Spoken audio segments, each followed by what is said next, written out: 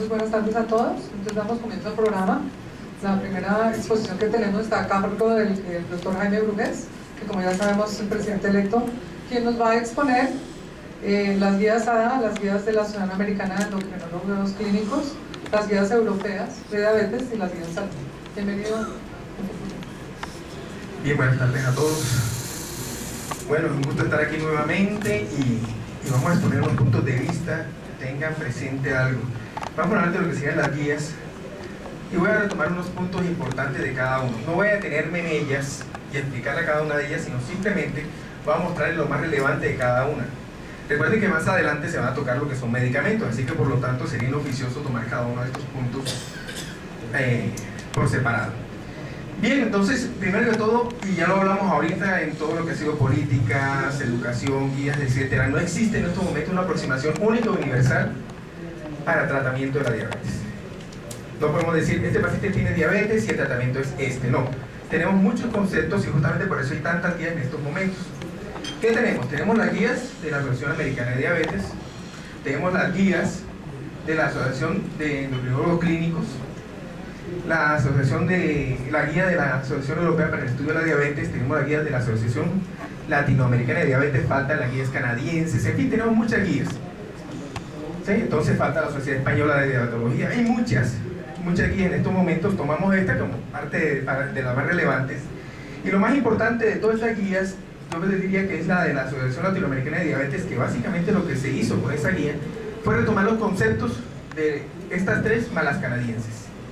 Entonces es algo que debemos tener presente que se está realizando para nosotros. Bien, empecemos con las guías de la ADA 2014.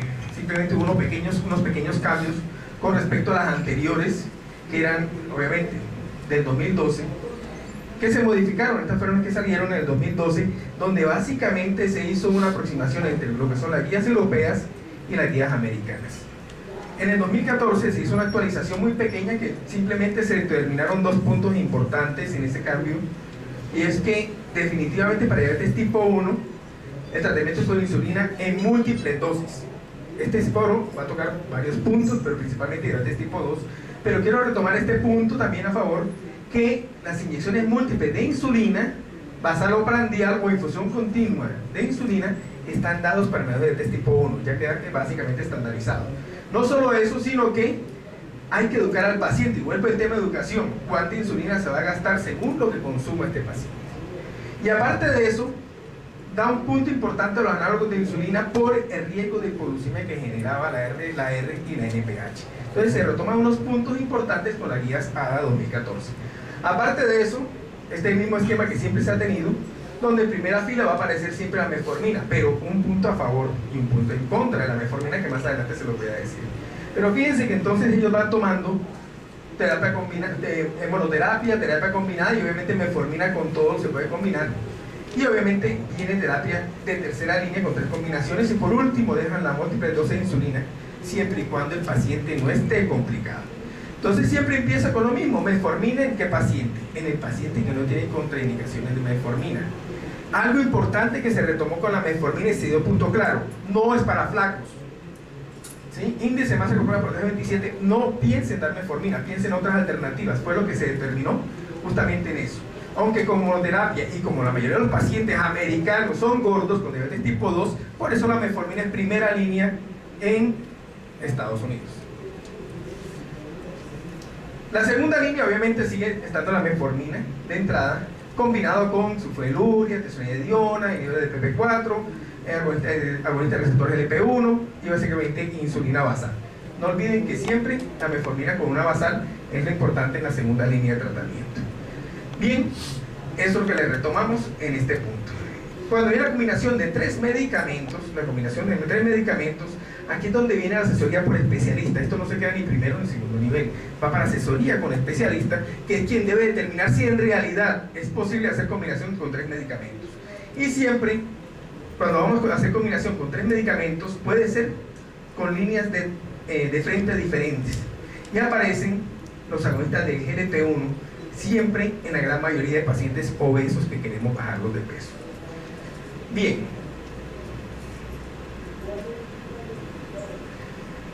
Y aparece como último punto, si el paciente no tiene complicaciones ni está clínicamente inestable, el uso de insulina.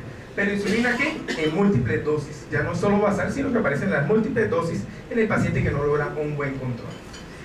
Importante, y este es el resumen de este punto: considerar terapia insulínica con o sin agentes adicionales si el paciente está sintomático o clínicamente inestable, o su hemoglobina A1C está muy elevada. ¿Muy elevada a partir de cuánto? 8.5. Corte lo están tomando como 8.5. Bien, si la monoterapia con agente de no insulina a dosis máximas toleradas no llegan a las metas, es cuando uno piensa en añadir un segundo medicamento. Pero no olvide que siempre el paciente debe tener una intervención en el estilo de vida garantizado. No quiere decir que el paciente le damos el medicamento sin saber si en realidad está haciendo los cambios terapéuticos en el estilo de vida. Se debe garantizar una pérdida de peso de por lo menos un 2 a 3% en el primer mes de control. ¿Qué quiere decir eso? Que debemos empezar al paciente cuando haya la consulta siempre y cuando cumpla con los requisitos del sobrepeso.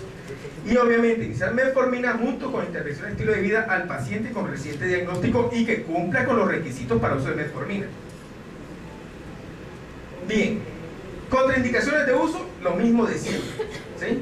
Contraindicaciones de uso de metformina, más adelante los vamos a tocar para repasarlos, pero obviamente va a haber un capítulo de metformina el cual se debe tener presente. Otro punto importante que es que aparece como cuidado especial de hipoglucemia sintomática o asintomática en los pacientes. Entonces, mientras que en algunas guías apenas la hipoglucemia se pasaba por encima, aquí ya cambia el punto. Y aparece que el individuo es consciente y puede consumir vía oral, darle un alimento glúcido. Eso lo sabíamos desde antes. Pero mira, aparece el glucagón indicado en riesgo de hipoglucemia grave. ¿Qué quiere decir esto? Que dentro de las políticas de trabajo de nosotros debemos formular y enseñarle a los familiares del paciente a utilizar el glucagón. Y obviamente cambiar las metas glucémicas en aquel paciente que hace muchas hipoglucemias. Con eso nos cambia también los estándares de tratamiento. Y aparece también en quién va a estar indicada la cirugía bariátrica. Y aparece como recomendaciones cuando índice de masa corporal por encima de 35. Índice de masa corporal por debajo de 35, hay otras alternativas y no hay suficiente evidencia para que sea recomendada. Entonces ya aparece entonces el tratamiento de la obesidad en las guías ADA 2014. Bien, las guías de la Asociación de Endocrinólogos Clínicos de Estados Unidos ya tienen un algoritmo que básicamente es el mismo. Eso no ha cambiado desde cuando salió en el año 2013, es el mismo todo el tiempo, pero los puntos es que también retoman en él terapia intensificada o infusión continua de insulina en el paciente con diabetes tipo 1. Y aparece el mismo esquema terapéutico que se manejó durante todo el tiempo y que básicamente la ADA está retomando exactamente lo mismo, con la diferencia que aparecen los inhibidores de alfa-glucosidasa intestinal, que no lo tienen casi ninguna de las otras guías, es la diferencia. Bien, aquí está exactamente lo mismo, donde aparecen todas ellas, se las dejo acá. Y aparecen un poquito lejos la testosterona de dionas, porque le tienen miedo, y las sulfonilureas y gliptinas también a último nivel, ellos no la ponen de entrada, por obviamente algunos cambios que se están dando, pero lo que llama la atención de estas guías es que los inhibidores de alfa-glucosidasa intestinal lo colocan en primera línea.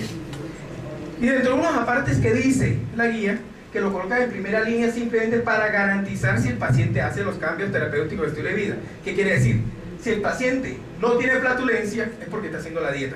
Eso es una de las partes que le están colocando ahí, que hay que presentar. Eso más bien desde otro punto de seguimiento y control. Aparece entonces un manejo también de obesidad. Y son muy claros diciendo que hay dos categorías de obesidad: la que tiene enfermedad cardiometabólica y los que tienen daño por exceso de peso a nivel de sus articulaciones. Y dice, mejor cuando el índice de masa corporal está por debajo de 35 y por encima de 27, utilizar medicamentos. Y hay dos medicamentos en Estados Unidos aprobados, la local fentermina topiramato. Entonces ya aparece el tratamiento de obesidad como parte inicial del tratamiento de la diabetes. No lo tienen las otras, hay que retomar esto que es muy importante también. Bien, y la cirugía bariátrica únicamente si está por encima de 35 y tiene comorbilidades. ¿Qué quiere decir? La cirugía bariátrica no está hecha para nadie a menos que tenga una comorbilidad muy importante. Las guías ALAT, lo que les decía, retoman básicamente lo mismo, simplemente que lo organizan de cierta manera y se la voy a mostrar aquí un poquito más especificada. Y dicen que debe haber el paciente estable y inestable. Y básicamente para consulta vamos a trabajar con el paciente clínicamente estable y siempre hablamos de lo mismo, cambios terapéuticos, estilo de vida para garantizar que el tratamiento funcione, y empieza la monoterapia con metformina.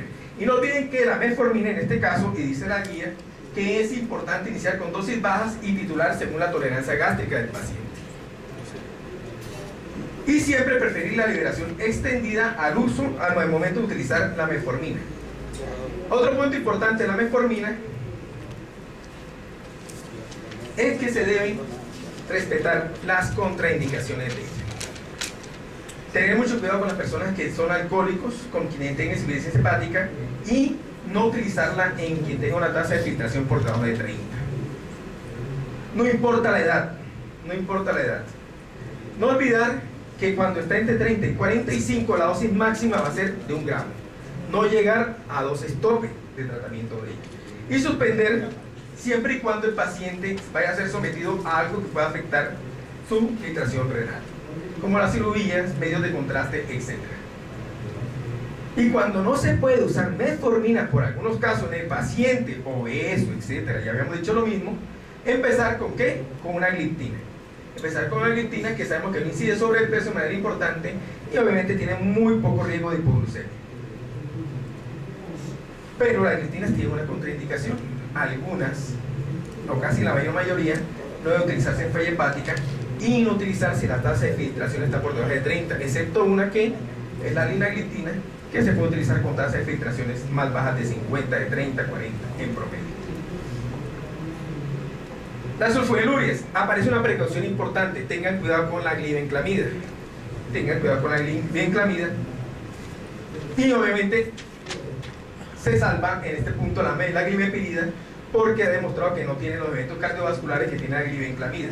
Y la glimepirida causa alto riesgo de hipoglucemia, ganancia de peso y obviamente hay que tener mucho cuidado en la falla renal. No lo tiene la glimepirida, por lo tanto, no se tiene en cuenta ese punto. La pioglitazona tiene un papel importante en la pioglitazona cuando se cumplen las precauciones, tener cuidado de falla cardíaca y no olvidar que este medicamento causa ganancia de peso por edema. Aumenta el riesgo de fracturas y el riesgo de cáncer de vejiga en hombres fumadores. No olviden que es importante saber este punto. El cáncer de vejiga no es para todos. Aquel hombre fumador lo utiliza por largo tiempo. Entonces la precaución la dice la guía ALAT y hay que tenerla presente siempre. Se toma un poquito la carbosa con la precaución de que causa flatulencia, molestias gástricas y en la actualidad tiene muy poco uso clínico. ¿Qué pasa con los agonistas de GLP-1? Aquí vienen ellos y hay que tener en cuenta que son muy eficaces porque causan una pérdida de peso importante. El problema de ellos son el alto costo. Se considera que si este medicamento tuviera unos costos más bajos, sería de primera línea para muchas veces el tratamiento de estos pacientes. No olviden que causa náuseas, vómitos y hay que tener cuidado si el paciente tiene falla hepática.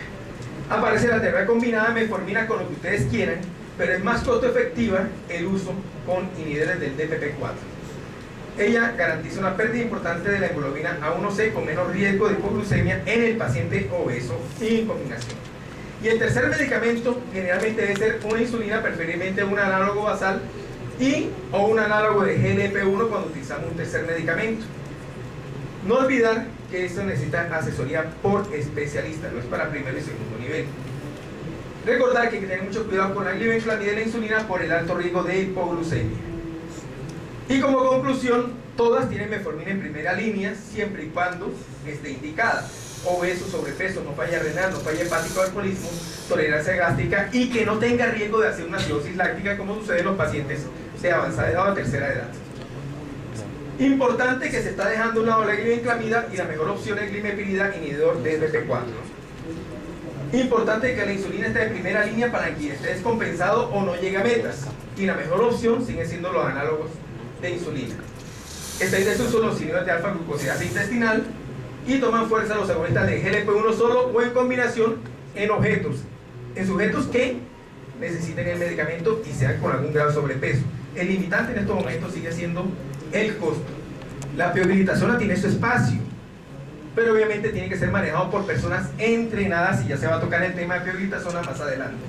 Y no olviden que la cirugía no es de primera línea, nunca será de primera línea y debe ser sopesado el riesgo-beneficio si el paciente tiene comorbilidades. Aparecen obviamente medicamentos que debemos tener presentes. Muchas gracias.